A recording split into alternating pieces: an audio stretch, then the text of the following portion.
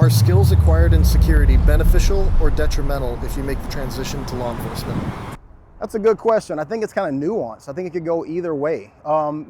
Echelon kind of pushes and perpetuates an ideal of security through community, right? So our motive is to work with the people that we're dealing with. So if it's a homeless person, it's a drug addict, someone who's suffering from mental illness, it's very conversation oriented, it's very resource oriented, it's very customer service principled. When you're working in law enforcement, I think that a lot of that could and should be carried over into how law enforcement officers operate within the public. However, they're mandated to do something different. We work for private property. We have private property interest at heart.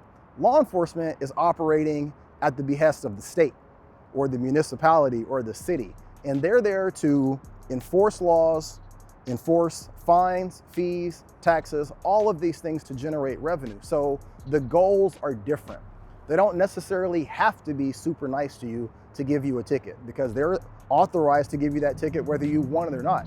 And if you act an asshole, they can take you out of the car, handcuff you, and take you to jail. So it's a different set of goals and circumstances on both sides. I think that the security model, if you were to take some of that and apply it to the interaction of law enforcement officers with the public, it could be very, very beneficial. However, in private security, we do not have to win.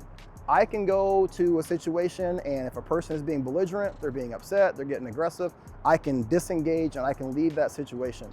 Law enforcement doesn't get to do that. They've got to have a finality where they win, which means that they can't approach or address the person that's being aggressive, potentially has the knife, potentially has a gun with all of this 21st century policing. Sometimes they've got to get the job done. They've got to get it done right then and right there. And they can't put themselves in a position of danger. So again, it's just, I don't want to say it's apples and oranges, but it's Washington apples and it's green apples. It's still different. So I think it can be beneficial unless you overly rely on it. And we've seen videos, we've actually done some reviews on videos where law enforcement officers are being way too de-escalatory when someone has a knife in their hand and they're 2 inches away from their thorax.